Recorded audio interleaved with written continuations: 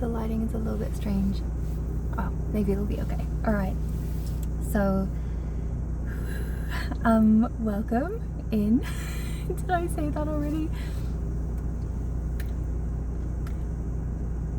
There's an energy here about a sacred mess ascending into your life. This message might take a little while to land and unpack, so bear with me as we go through it. I think generally my channel tends to attract people who are quite sensitive, quite patient, and quite tuned in to reading between the lines. So oftentimes I just trust the pace of the message as it comes through, and just try and slip myself into the space of transmission to be sort of as pure of a vessel as I can, while at the same time knowing that my own energetic blueprint does have a part to play and does like come to bear on the message itself, like how it's received, how it's brought through, and like it adds something. So there's no, like, you can get out of the way as much as you can, but it's still going to be like through my lens to a certain degree, and that's life, right? That's kind of the beauty of life. Oh, and that reminds me, a word came through to me the other day just when I was falling asleep, and I was like, what is this word? It's not very often that a word will pop up and I actually don't know what the word is or the meaning is, but for some reason the word fecundity came through, and I was like, okay, that's a very like high level English kind of word that we're not using in our day-to-day language. I didn't know what it meant and I had to look it up. I was like, this sounds fancy, what does this mean? And it means, hold on, let me see if I can remember it correctly. It was something to do with the ability to produce many progeny or offspring, or be very creative, like producing many of something. Like it's like being able to like make lots. It gave me like, it was a little bit like loaves and fishes vibes, you know, like Jesus multiplying the loaves and the fishes to feed the masses, which of course there's so much in that story, and I love that, to be able to unpack that. But so fecundity was coming through, and for some reason that is what I'm being reminded of now with this energy of the sacred mess. And messiness in general is what I wanted to speak on today. Hold on, I'm going to close my eyes because something is coming. Yeah, there's an interesting, I actually don't quite remember if I've even talked on this before or if I've just thought about it. Sometimes I don't remember like what I've actually brought through and what has just like come, and I've either written it down or whatever, but I don't remember if I've actually brought it into this space with you guys. So if I'm repeating myself, obviously it just needs to come through again for some reason. Okay, let me see if I can get into this. So there's a really kind of beautiful, and I'm having a butterfly flying across. Yes. There's this really beautiful invitation at this time to become acquainted with the in-between, with the not quite manifest state, and with the becoming, to be comfortable in the state of becoming, to be comfortable in the state of confusion, of metamorphosing, of transition. And I'm getting a lot with this because there's, okay, if we think about like some of the things that are the most satisfying to us, say for example to consume as content, some of the most satisfying content for us to consume is sort of like the journey, right? The start to finish process, and also the before and after kind of flip, like the glow up or the like room makeover or the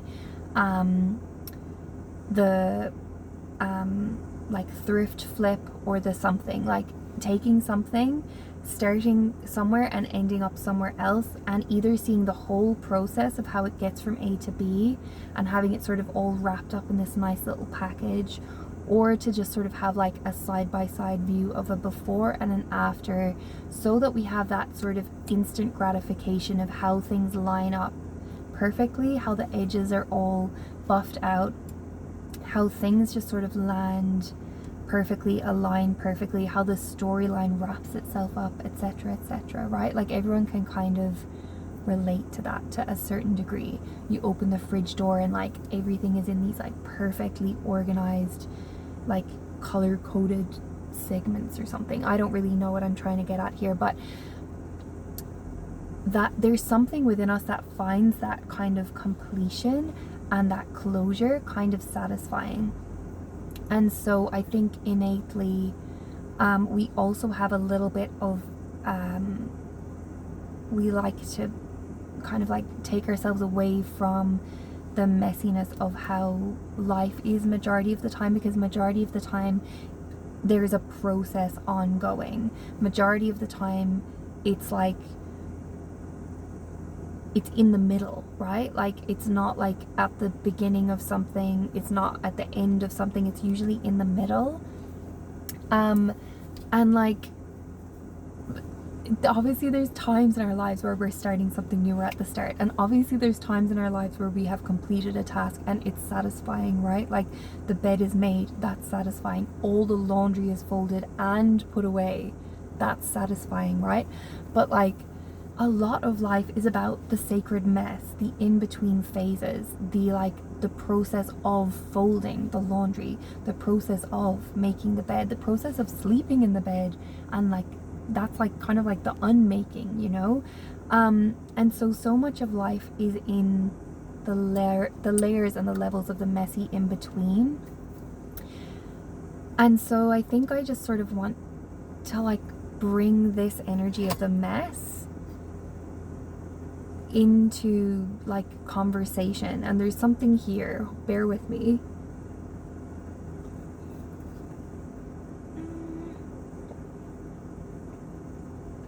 Even these conversations that we have, even these videos that we have, like you kind of can't speed through it. Like, oh, there's a little blackbird right beside me, hello. It kind of comes hand in hand with the patience, like allowing a process to be revealed. And I really just want to drill home so much how this is kind of the point of life, is to be able to be present with the messiness and the in-betweenness of it, because the majority of life is that, is an unfolding, is a messiness, is a process. There's no such thing as like winning at life kind of thing. Like you just have to be exactly where you are. And there are points of time where you can kind of stop and find that satisfaction and find that like completion. But there's something about the human, like we keep on living, right? We keep on breathing in and out, and there's always going to be another project. There's always going to be another like person to meet and unravel and find out about. There's always going to be like another story, another book that we read that we pick up and we like can't stop, and we just burn our way through it until we finish, you know? And yeah, there's this like rush culture, right? Where we're like, get it finished and get on to the next thing, and like so much delayed gratification and so much like I'll be happy when, and kind of like putting off living your life until there's a certain amount of like completion accomplished. And something has just really, growling from the car, something has really got me like into this loop of like, what if it's never finished? Like, what if it's never complete? What if what if there's always this level of mess? Like, can I be contented with my life if I'm always in the middle of something? Like, if I never get to the point where I'm like fully satisfied, all the jobs are done on the to-do list, you know, like I've like gotten to know somebody to the depths of their soul, there's nothing more to find out about that person, right? Like, it can never happen, you know? People are going to surprise you, and there's always going to be firsts. There's always going to be more surprises. There's always going to be more. Yeah, like there's always going to be more. There's always the more. This universe is constantly expanding. We are constantly expanding. And the fact that life is a journey, I feel like it just can't be overstated. The fact that we're always in the point of becoming, I just feel like it truly cannot be overstated. And there's something about messiness which also is coming into the spaces and the realms of teaching. Oh, I love this. Okay, we're getting into the hub of it now. Here it is. So because there's been such a huge wave and awakening, and there will probably continue to be, of new spiritual teachers that are coming up, and like, you know, like it's like that the elders that are becoming, basically, and there's something to be said about how a lot of the old guard of spiritual teaching like has come from their own era. And not to say that there has not, of course, been wisdom passed down through the ages, and there has not been people of like upstanding integrity the whole way along. But it just seems that now, at this particular point in time, it's just such an interesting, it feels like a very interesting, spontaneous awakening of teachers in terms of like people speaking truth, people leading from source and from spirit. And like, in the past, a lot of spiritual teachers have, you know, for example, like come from specific lineages, or had specific backgrounds, or had like specific places that they got their information from, and they have worked within the matrix of the consciousness that was available to them, to us as humanity, at that current time on the planet. And at this particular time on the planet, it feels to me, from what I'm experiencing, and like, please chime in the comments and tell me what your experience has been with this, but it feels like there is this huge awakening of spontaneous source-led teachers that are coming up to speak in this space. And of course, like all time before us, there has always been like false prophets. There has been people who have the best intentions but are not actually speaking from a place of truth. They think that they're doing what is right and like blah blah blah blah blah, but like there has not been integrity, or perhaps like a high enough level of awareness, understanding, and humility there. Take that for what it's worth. Like, that will continue to be the case. And so I think at this point we are being highly called upon to exercise our highest level of discernment. And our highest level of discernment might not be that high. Like, not all of us have the same level of discernment, and some of us have to go through the portal of following the wrong advice in order to find the right advice, or buying into the wrong ideas in order to find, oh, that's not for me, and redirect the ship, right? And I think at this current point in history, because there is an unprecedented amount of sort of emancipation in a way, and freedom, personal freedom, certainly in the West, in some regards, and a lot of the it's just that I feel like a lot of the teachings that are evolving now and that are coming through now, and the truths that are being spoken, and like the interpretations of the truths that have been spoken all the way along through the ages. Like, I have a lineage. I believe in lineage as an important and integral part of passing down knowledge, and I believe in the wisdom of those who have gone before. And like, there has been so much work done by those who have gone on this healing journey, spiritual expansion, awakening journey themselves. And even if you never have interacted with those people, they have still contributed to your awakening now. That is just how, like, human consciousness evolves, by people going on their personal journeys. And even if you never get to meet another person who is on that same journey, you still are both going through it. If you're both alive on the planet at the same time, believe it or not, you're part of the same energy grid, yo. And like, even if you have not been alive at the same time as these people on the planet, I don't know what this is coming through about, oh my goodness, but like, there's still a connection there, because they have still contributed to your evolution as a human. Even if they're not part of your ancestral lineage, they have been part, and they have contributed to the whole of humanity. And there is no separation, okay? There is no separation. So you cannot, it wouldn't be possible for like them to have not affected you. You know, this is like the butterfly flapping its wings kind of analogy. Like, every human act that has gone before has shaped and molded the world into what it is now. And your actions count. Your internal monologue to yourself that nobody else hears except you matters. It has weight.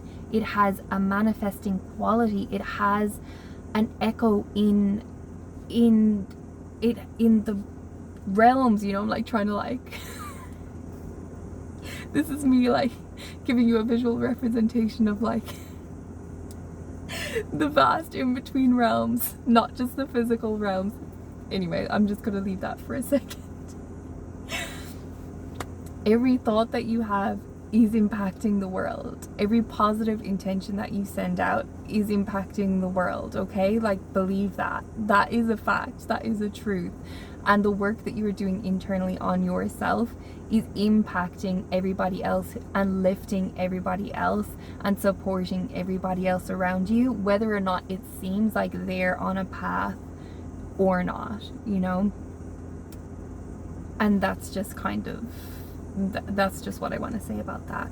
And the thing about the messiness is that what I'm loving seeing right now is people showing up in this vast humility, and people showing up in the in-between stages, and people showing up while they don't know what they're doing.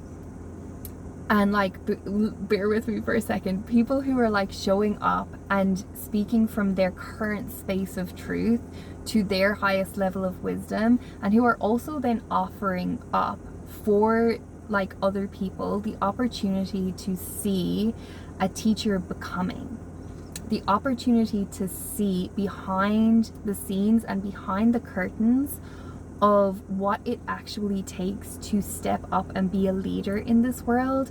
Because in previous generations, we did not have the access that we currently have in terms of social media, especially to the becoming stages.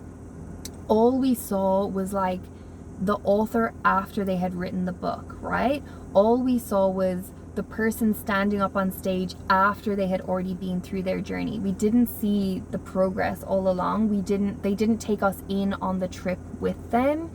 And so it created, like it or not, this illusion of the haves and the have-nots, the like spiritual leaders and the spiritual followers. And there was this loss of continuity between, like, of the messiness of the in-between. Damn, I love when a message comes together. And what I'm loving seeing right now is like spiritual teachers coming and being present in these spaces as their messy selves, and like obviously so, and like actually offering their ignorance on certain subjects, like being like, I'm not sure about this, or like, here's where I am with this right now. And you can kind of follow an evolution and like follow a journey with someone and kind of like learn with them and grow with them. And like, they might have had revelations, understandings, wisdom, and like teachings that are like, they have something to offer you, obviously, and that is why like you come to them. Like, when the student is ready, the teacher appears, and we are all both teachers and students. And I just think at this point, I'm just absolutely loving this equality that the mess is sort of bringing, and it's sort of allowing people to actually land a little bit more softly in their journey and to kind of go forward with a little bit more hopefulness, maybe might be the right word, like a little bit more grounded awareness of the steps and of the getting there. And like, I'm not saying that like, okay, here's like, there are people out there who are very highly advanced beings, and they have, you know, done learnings and been exposed to teachings that like 99% of the population at least will never be able to touch. There are certain people who are so adept and have done so much work and have devoted their lives to the spiritual path and to teaching and learning, and like, the thing is, like, those people are so needed and will always be needed, and they will always rise. They'll rise through the like spiritual ranks, for want of a better word. That will happen regardless, like in every single generation that will occur. But the thing is, there's also like people that we can learn from who aren't like the most famous guru in the world, you know, who aren't like the most like millionaire, like multi-million seller book person, whatever. Like, you can actually learn from people who are also like in a similar life stage to you, for example, or they have a little bit more of like a functional awareness of what it feels to actually live in the world. It's funny because like, I'm hearing so many multiple truths coming through at the same time, and there's no possible way for me to like cover all the bases. But basically, like, it kind of comes down to like, I guess, this sort of alchemical process between the teacher and the student, where you, as somebody who is willing to show up and learn, suddenly everyone becomes your teacher. And it's not a matter of hierarchy, and it's not a matter of like, this person has information and I want to mine it and get it out of them.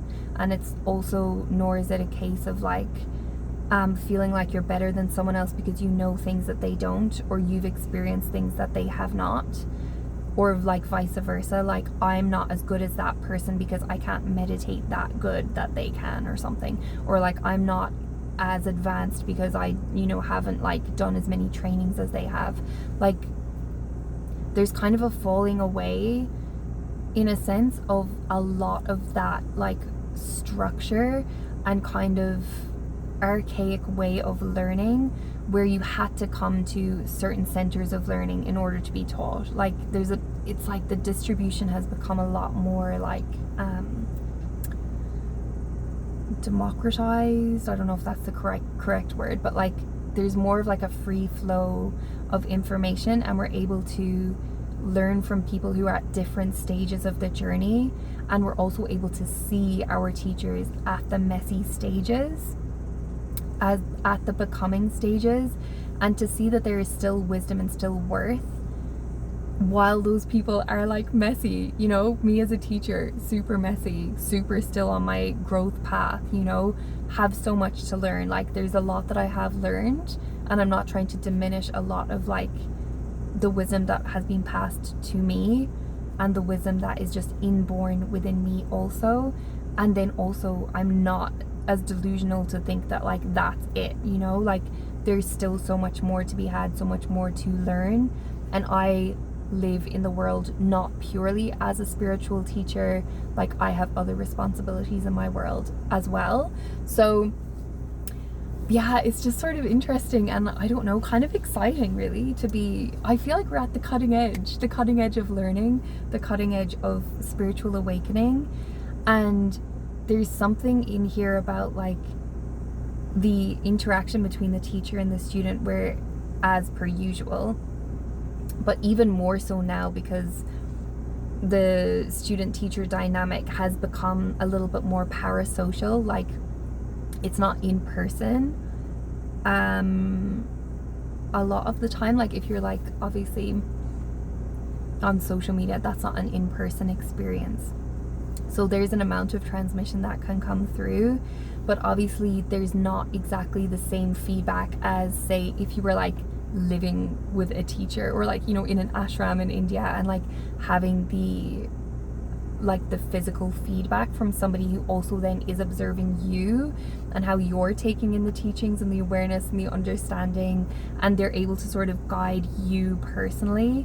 And so it's just so interesting that there's this call for higher discernment, because we don't have that feedback. All we have is our own sort of inner compass to guide us, as well as, of course, like how our actions and behaviors like land in the outside world. That's obviously always such a good mirror of like what's happening, you know, like the feedback loop. Where was I going with that? Yeah, the teacher-student dynamic is changing. The spiritual awakening process feels very like spontaneous at this point. There's a lot of like spontaneous grace, I feel, that's awakening within people, and that is awakening people also, again, which has always been the case. There's always been people that have spontaneously become enlightened and awoken and just like had the aha moment, you know,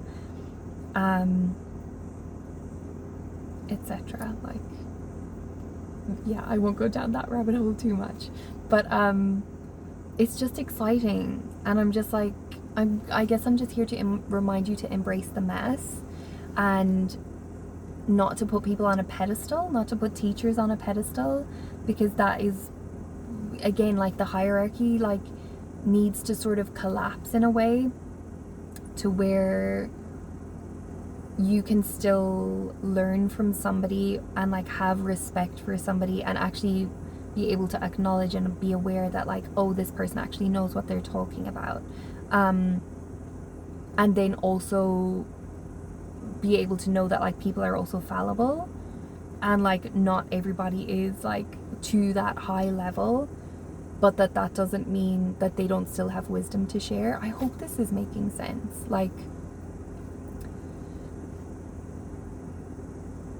basically we're all, like, speaking for me personally, we're all on this growing journey together, we're all on this learning journey together, and yeah, I for one am never going to stop being a student. I'm never going to stop learning,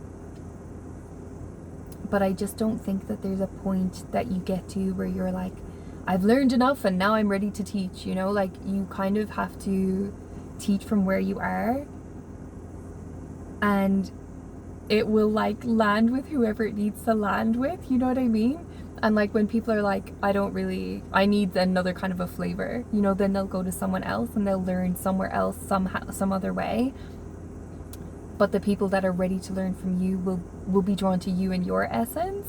Maybe I'm speaking on this because somebody out there needs to get out there and start teaching. Actually, I might be speaking to a collective who's been thinking about like, oh, am I ready? That kind of vibe. Like, am I ready to stand up? Am I ready to speak my truth? Am I ready to be seen? All of that. Because I do still feel like there's more pockets of people that are waking up at this time. Which isn't to say that necessarily that means you need to start a YouTube channel or like, you know, whatever. But start where you are. And don't be afraid to show people where you are. Don't try and be like try and like pretend to be more advanced than what you are. Or like, you know what I mean? We can only speak from our own experience, from our own wisdom that we've already gathered. We can't be anywhere else other than where we are. And a lot of the time where we are is quite messy. And that's perfect. That's fine. And we're all kind of walking each other home through this mess. I could ramble about this. I can't believe it. It's like been like half an hour already. That's wild. I'm gonna leave it there. You can toddle away if you want to, but I'm gonna pull a little card. Thank you for hanging out with me if you're gonna go. Do the cards want to say anything? Ooh, it's the same one that came out last night. Calm, focus, and serenity. Lepidolite is such a beautiful stone. It's like a purple gemstone. It's stunning. Lepidolite, calm, focus, serenity. That is stunning.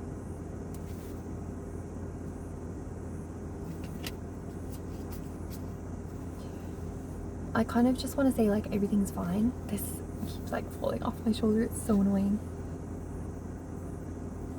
Like everything is totally fine, and even if it feels messy, like there's a beauty within that, and even if it feels messy, you can still have calmness within that, as long as you're obviously also working on your nervous system, because sometimes like logically we're like, I don't need to lose my mind about this, but our nervous system is just like, you know, having a little moment.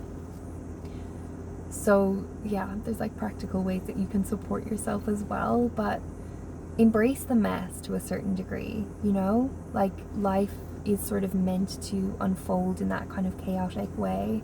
Is that entropy? The force that like keeps things kind of going in the universe? I'll have to look that one up after this video. Anyway, I'm gonna leave it there. Thank you for sharing this space with me. Please leave any thoughts that you have down below on like teaching, studenting, and the chaotic mess of life. I would love to hear. I'd love to know. And yeah, I'm gonna leave it there. I'll talk to you in the next one. Bye!